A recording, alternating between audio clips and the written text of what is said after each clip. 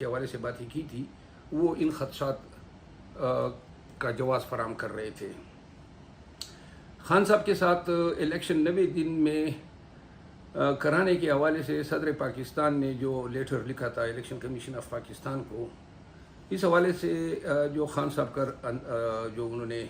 اظہار خیال کیا، وہ میں آپ سب کو بتا دوں کہ خان صاحب صدر پاکستان کے اس اقدام سے خوش نہیں تھے کہ انہوں نے اپنے فرائض خود انجام دہی کے بجائے معاملات جو ہیں وہ الیکشن کمیشن کو تفویض کیے۔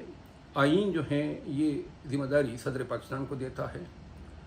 اور جو میں نے اخذ کیا وہ صدر پاکستان کے اس عمل پہ رنجیدہ تھے، ناخوش تھے، اور میں ضروری سمجھتا ہوں کہ جو خان صاحب کی جو اظہار تھا، اور اس پہ میں نے قبل ازیں ایک ٹویٹ بھی کیا تھا صدر پاکستان کے اس فعل پہ، جس پر میں نے کہا تھا کہ صدر پاکستان نے اپنے اختیار جو ہیں وہ الیکشن کمیشن کو تفویض کر دیا ہے، اور جس کے پیچھے جو ہیں صرف الیکشن کی تاخیر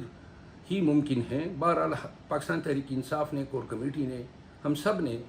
اسٹیٹمنٹس کے ذریعے اور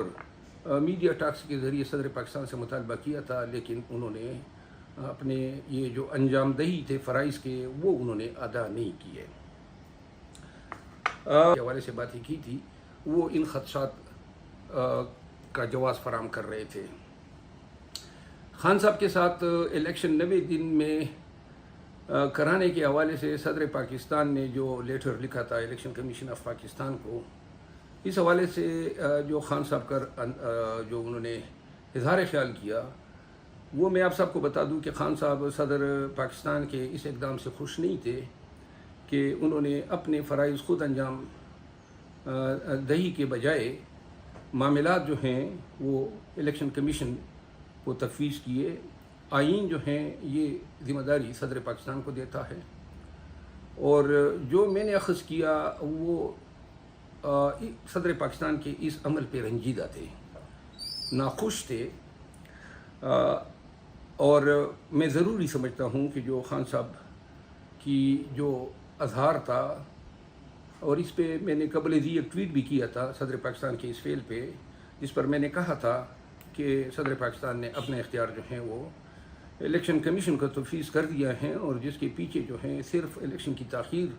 ہی ممکن ہے۔ بہرحال پاکستان تحریک انصاف نے، کور کمیٹی نے، ہم سب نے اسٹیٹمنٹس کے ذریعے اور میڈیا ٹاکس کے ذریعے صدر پاکستان سے مطالبہ کیا تھا، لیکن انہوں نے اپنے یہ جو انجام دہی تھے فرائض کے، وہ انہوں نے ادا نہیں کیے۔